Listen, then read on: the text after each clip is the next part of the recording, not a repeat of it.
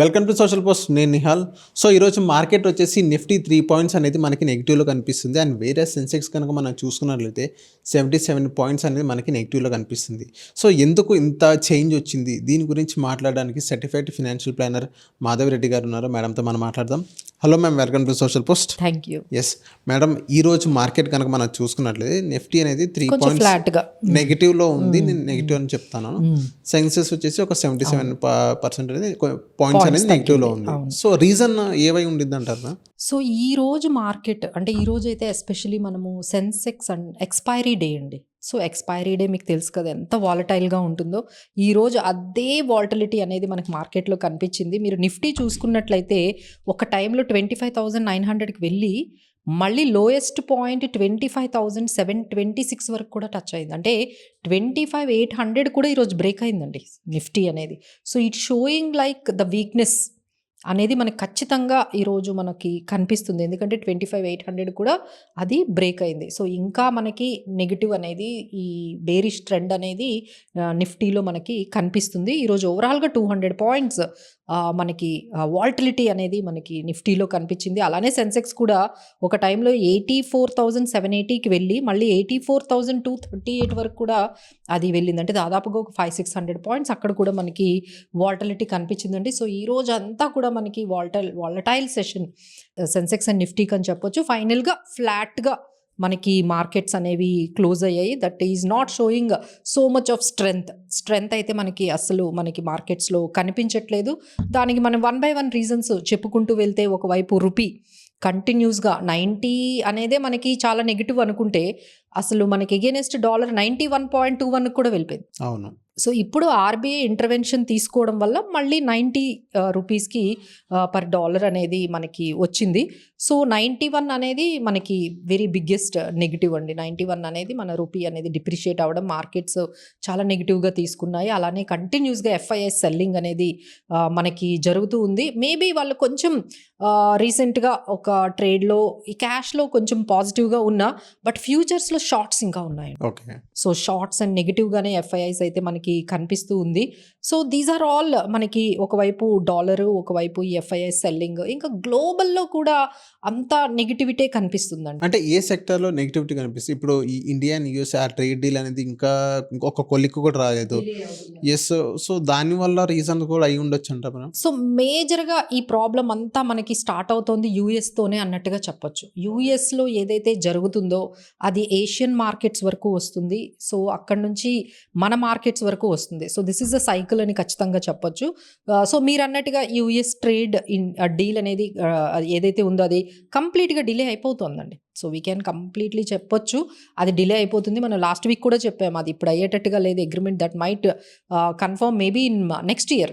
ఈ ఇయర్కి అయితే మాత్రం కనిపించట్లేదండి డీల్ కంప్లీట్ అయినట్టుగా. So maybe it might go to next March వరకు కూడా ఆ డీల్ కంప్లీట్ అయినట్టుగా కనిపించట్లేదు. సో దానివల్ల కూడా నెగిటివిటీ. ట్రంప్ తన సోషల్ మీడియా హ్యాండిల్లో చూసుకుంటే బాగానే మొన్న వచ్చారు కదా, యుఎస్ నుంచి ఇండియాకి వచ్చారు, బాగానే మాటలు సాగినాయి, మోడీ ఇస్ మై ఫ్రెండ్ అని. బట్ ఫైనలైజేషన్ అవ్వట్లేదు కదండి, ఓన్లీ డిస్కషన్స్ అవుతున్నాయి, టాక్స్ అవుతున్నాయి. బట్ ఏంటంటే ఆ రకంగా పాజిటివ్స్ అయిన తన సోషల్ మీడియాలో పాజిటివ్ గానే మనకి పెట్టింది. మా ఏఐ కూడా మా టెక్ కూడా ఇండియా అనేది బాగా సపోర్టివ్ గా ఉంది అని చెప్పి చాలా పాజిటివ్ గా మాట్లాడుతున్నారు. బట్ ట్రంప్ గురించి మీకు తెలుసు కదండి, ఆయన ఎంత పాజిటివ్ గా మాట్లాడుతున్నా యాక్షన్స్ మాత్రం will not be the same.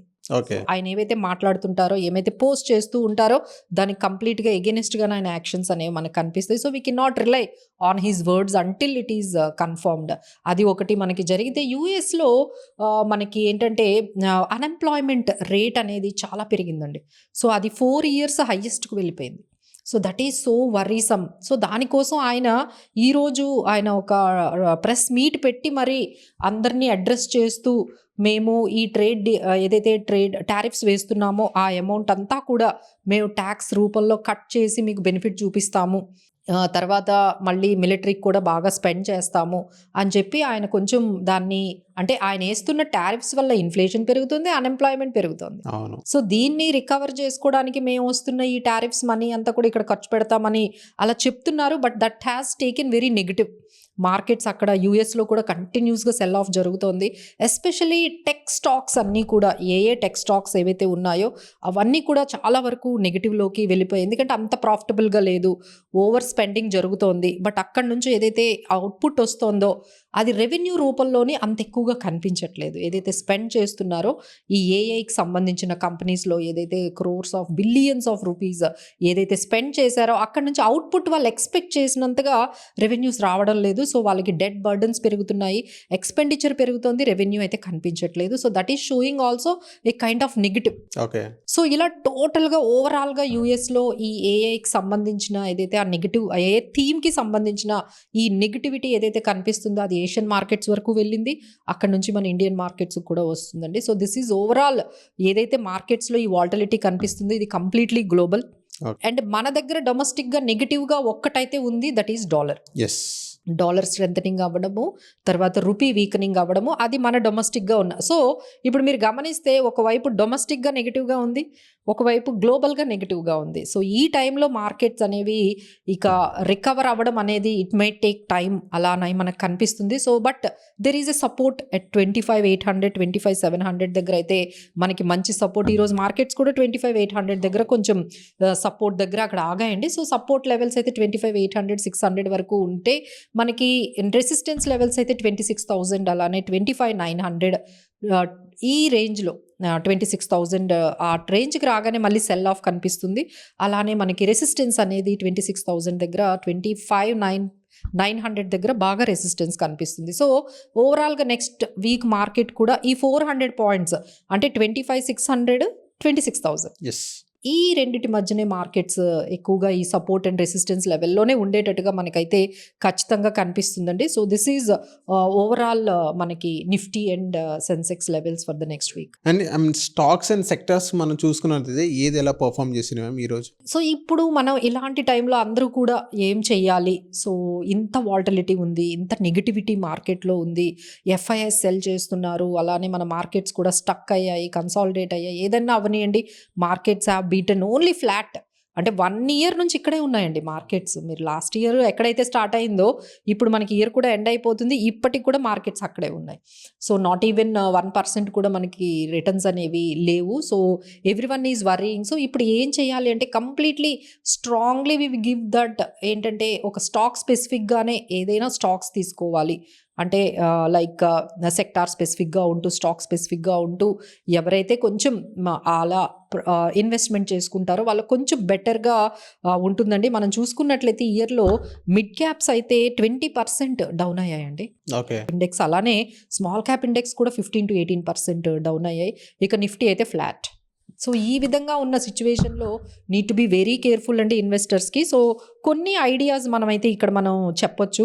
So ఎందుకంటే మనకి డాలర్ స్ట్రెంథనింగ్ అవుతుంది కాబట్టి ఎక్స్పోర్ట్ ఓరియంటెడ్ కంపెనీస్లో లైక్ టెక్ స్టాక్స్ కానీ, అంటే ఐటీ స్టాక్స్, టీసీఎస్ కానీ, ఇన్ఫోసిస్ కానీ, ఇలాంటి కొన్ని టెక్నాలజీ స్టాక్స్ని మనము ఎంట్రీ తీసుకోవచ్చు. బాగున్నాయండి స్ట్రాంగ్గా, ఎందుకంటే వాళ్ళకి అది పాజిటివ్. ఎప్పుడైతే మనకి రూపీ డిప్రిషియేట్ అయ్యి డాలర్ కానీ పాజిటివ్గా ఉంటుందంటే సో ఐటీ కంపెనీస్కి అయితే కొంచెం పాజిటివ్గా కనిపిస్తుంది. So we can say like TCS is a big bet అని చెప్పొచ్చు. అలానే ఫైనాన్షియల్స్ అన్నీ బాగున్నాయి రేట్ కట్ వల్ల. సో ఎస్బీఐ కానీ, ప్రైవేట్ బ్యాంక్స్, ఎస్బీఐ ఒకటి, పిఎస్యు, అలానే ప్రైవేట్ బ్యాంక్ ఒకటి, ఐసిఐసిఐ, ఫైనాన్షియల్ సర్వీసెస్ కూడా ఎగ్జాంపుల్ మ్యాక్స్ ఫైనాన్షియల్ సర్వీసెస్. ఇప్పుడు గోల్డ్ రేట్ బాగా పెరిగింది కదండి. సో దానివల్ల ఏంటంటే అందరూ కూడా ఎక్కువ లోన్స్ తీసుకుంటున్నారు. అప్పట్లో ఆ రేటుకి నాకు ₹1,00,000 లోన్ వచ్చేది, ఇప్పుడు నాకు 2 లక్షల లోన్ ఇస్తామంటున్నారు. సో దీనివల్ల ఏంటంటే ఎవరైతే ఈ గోల్డ్ ఫైనాన్సింగ్ కంపెనీస్లో ఉన్నారో మనపురం, ముత్తూట్, ఇవైతే దే ఆర్ డూయింగ్ వండర్ఫుల్ అండి. వాళ్ళు డబల్ టర్న్ ఓవర్ అంటే లోన్స్ బుక్ అనేది చాలా విపరీతంగా పెరిగింది. సో లోన్స్ అనేవి బాగా తీసుకుంటున్నారు. అలానే ఇప్పుడు కొత్త ప్రపోజల్ వచ్చిందండి, ఏంటంటే మొత్తం ఇండియా అంతటికి ఒకటే గ్యాస్ ప్రైస్ అనేది తీసుకొస్తున్నారు. అంటే 1 nation 1 గ్యాస్ ప్రైస్. సో దీనివల్ల ఎవరైతే ఈ గ్యాస్ సంబంధించిన కంపెనీస్ అయితే గేల్ కానీ, ఐజీఎల్ కానీ, ఎంజీఎల్, ఇందులో కొంచెం మన యాక్టివిటీ అనేది మనకి కనిపించవచ్చు. అలానే ఫెర్టిలైజర్ స్టాక్స్లో కూడా కొంచెం పాజిటివ్ కనిపిస్తుందండి. ఎందుకంటే అక్కడ క్యాబినెట్ ఏంటంటే 18,000 crore సబ్సిడీ ఇవ్వబోతోంది. ఎందుకంటే మళ్ళీ మనకి బడ్జెట్ వస్తుంది కదా.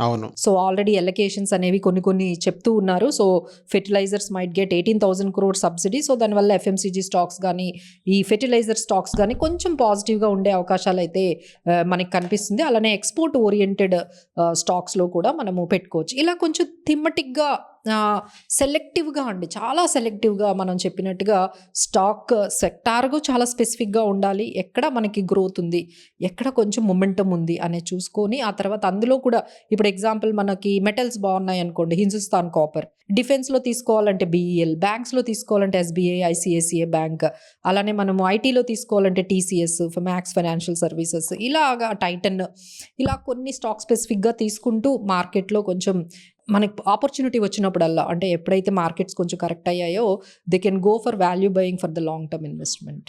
సో థ్యాంక్ యూ మ్యామ్ మా సోషల్ పోస్ట్ వచ్చినందుకు. Thank you.